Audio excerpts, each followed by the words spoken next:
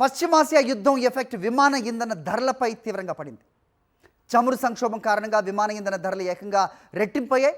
Record స్థాయిలో kilo litre విమాన ఇంధన ధర 2,07,000 రూపాయలకి చేరింది. విమాన ఇంధన ధరల పెంపుపై కేంద్రం ఓ క్లారిటీ ఇచ్చింది. రెగ్యులర్ విమానాలకు 8.6% మాత్రమే పెంచింది. నాన్ షెడ్యూల్ విమాన ఇంధన ధర కిలో లీటర్కు 2,07,000 పెరిగింది. మనం ఇంతకుముందు మాట్లాడుకున్నాం, ఇది అన్నిటికీ అన్నట్టుగా ట్రాన్స్లేట్ అయింది. But it is only for non schedule flights.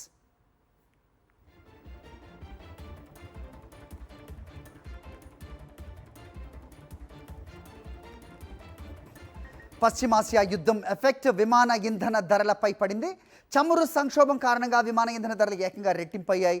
Record స్థాయిలో కిలో లీటర్ విమాన ఇంధన ధర 2,07,000 రూపాయలకు పెరిగింది. విమాన ఇంధన ధరల పెంపుపై కేంద్రం ఒక స్పష్టత ఇచ్చింది.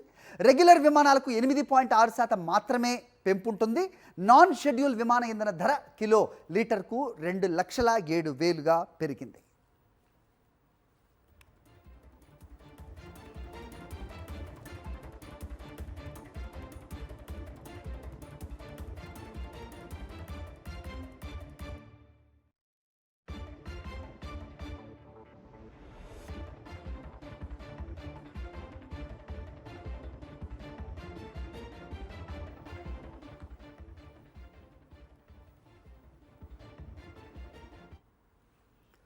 రైట్, ఇది విమానాల్లో ప్రయాణించే వాళ్ళకి కదా, సో మాకేంటి మేము ఇంట్లో ఉండేవాళ్ళం అనుకోకండి. ఎందుకంటే పశ్చిమాసియాలో యుద్ధం వేళ భారత్లోని ప్రధాన నగరాల్లో కమర్షియల్ ఎల్పిజి సిలిండర్ ధరలు భారీగా పెరిగాయి. 19 కేజీల ఎల్పిజి కమర్షియల్ సిలిండర్పై 195 రూపాయల 50 పైసలు పెంచుతూ ఆయిల్ కంపెనీలు నిర్ణయం తీసుకున్నాయి. నెల రోజుల వ్యవధిలో కమర్షియల్ ఎల్పిజి సిలిండర్ ధరలు పెరగటం ఇది రెండోసారి. పశ్చిమాసియా యుద్ధం కారణంగా ఎల్పిజి కొరత ఉండటంతో గత నెలలోనే 115 రూపాయలు పెంచాయి. ఇప్పుడు మళ్ళీ 195 రూపాయలు పెంచుతూ నిర్ణయం తీసుకున్నాయి ఆయిల్ కంపెనీలు. పెరిగిన ధరలతో 19 కేజీల కమర్షియల్ సిలిండర్ ధర 2,075 రూపాయల 50 పైసలకు చేరింది. డొమెస్టిక్ సిలిండర్ల రేట్లో మాత్రం ప్రస్తుతానికి ఎలాంటి మార్పు లేదు.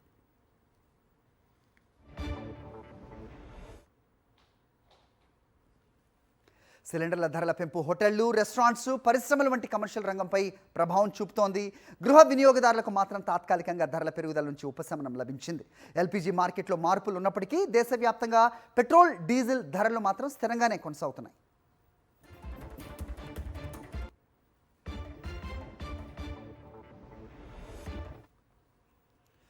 రైట్, ఇదే అంశంపై అప్డేట్స్ మా కరెస్పాండెంట్ వెంకటేష్ న్యూఢిల్లీ నుంచి ఇస్తారు. వెంకటేష్, చెప్పండి. సో వార్ ఎఫెక్ట్ ఖచ్చితంగా ఇక్కడ మన భారతదేశంలో ప్రతి ఒక్క రంగంపై చూపిస్తుంది, డైరెక్ట్ ఆర్ ఇండైరెక్ట్లీ అనే దానికి. ప్రస్తుతం ఎల్పిజి ధరలు ఏకంగా 195 రూపాయలు పెంచారని తెలుస్తోంది.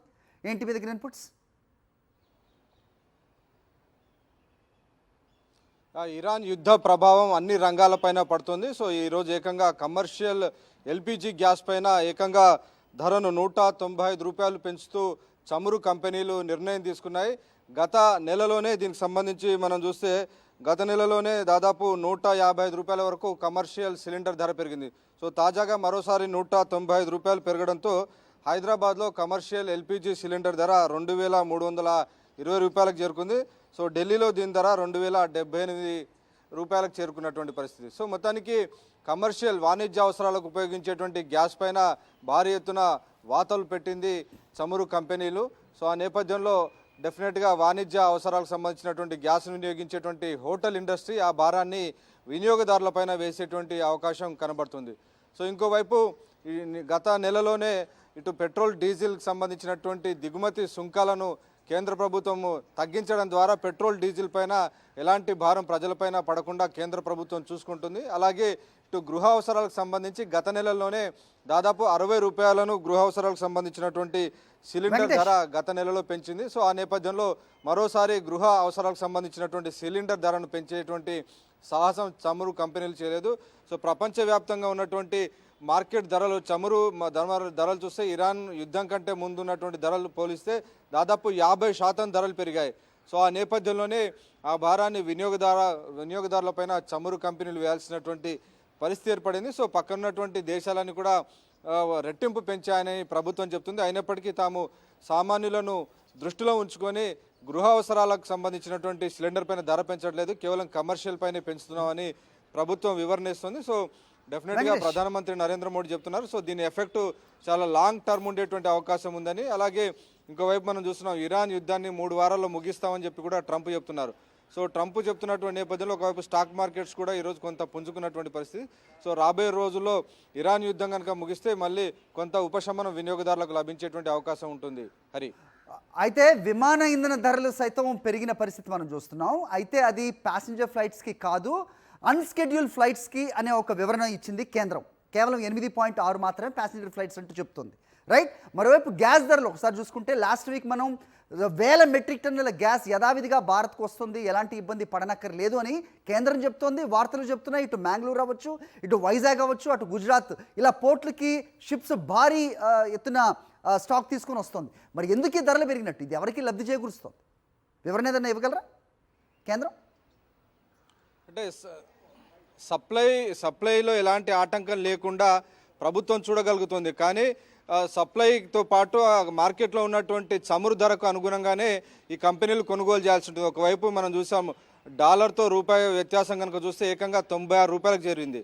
సో అంతకంటే ముందు, యుద్ధం కంటే ముందు దాదాపు 90-89 రూపాయల మధ్య ఉన్నటువంటి డాలర్ విలువ ఏకంగా ఇప్పుడు 96 రూపాయలకు చేరింది. సో ఎక్కువ బిల్స్ చమురు కంపెనీలు పే చేయాల్సి ఉంది. అలాగే క్రూడ్ ఆయిల్ ధరలు కూడా చాలా భారీ ఎత్తున దాదాపు 50% మార్కెట్లో పెరిగాయి. సో పెరిగినటువంటి ధరలకే చమురు కంపెనీలు వాటన్నిటిని కూడా అక్వైర్ చేయాల్సి ఉంటుంది. సో ఆ ధరల వ్యత్యాసం నేపథ్యంలో ఆ ధరలన్నీ కూడా వాటిపైన వినియోగదారులపైన వేస్తున్నారు. సప్లైకి మాత్రం ఎలాంటి ఆటంకం లేకుండా ప్రధానమంత్రి నరేంద్ర మోడీ గల్ఫ్ దేశాలతోనూ ఇరాన్తో స్వయంగా మాట్లాడుతూ ఇండియాకు వచ్చేటువంటి క్రూడ్ ఆయిల్కు ఎలాంటి ఇబ్బందులు కలిగించకుండా నిరాటంకంగా సప్లై జరిగే విధంగా మాత్రం భారత్ చర్యలు తీసుకోగలుగుతుంది. కానీ ప్రపంచ మార్కెట్లో ఉన్నటువంటి చమురు ధరలు పెరగడంతో ఆ ధరలకే కంపెనీలు కొనుగోలు చేయాల్సి వస్తుంది. సో ఆ కంపెనీలు కొనుగోలు చేసినటువంటి ఆ భారం వినియోగదారులపైన వేస్తున్నారు. హరి, రైట్. అయితే ప్రస్తుతానికైతే పెట్రోల్ డీజిల్ ధరలు యథావిధిగానే ఉన్నాయి, అవి పెంచలేదు అని చెప్తున్నప్పటికీ ఆ ప్రమాదాన్ని ఆ సంకేతాలు ఏమైనా కనిపిస్తున్నా రానున్న రోజుల్లో ఈ ధరలు కూడా పెరిగే అవకాశం ఏదైనా ఉందా? Just to alert the viewers. అంటే ప్రస్తుతానికైతే పెట్రోల్ డీజిల్ పైన ధరలు పెంచకుండా, సామాన్యుడి పైన భారం వేయకుండా కేంద్ర ప్రభుత్వం దిగుమతి సుంకాన్ని పూర్తిగా మినహాయించింది. డీజిల్ పైన కంప్లీట్గా జీరో చేసింది. అలాగే పెట్రోల్ పైన కూడా దాదాపు 13% సుంకాన్ని తగ్గించింది. సో ఆ పెరుగుతున్నటువంటి భారాన్ని కేంద్ర ప్రభుత్వం పన్నులను మినహాయించుకోవడం ద్వారా కొంత ఆ కంపెనీలకు ఉపశమనం కలిగించాయి. సో దాని కారణంగానే కంపెనీలు ఇప్పటివరకు ఏం పెంచలేదు పెట్రోల్ డీజిల్. కానీ ప్రస్తుతం 5 రాష్ట్రాల ఎన్నికలు జరుగుతున్నాయి. సో 5 రాష్ట్రాల ఎన్నికలు ఈ నెలాఖరుతో ముగుస్తాయి.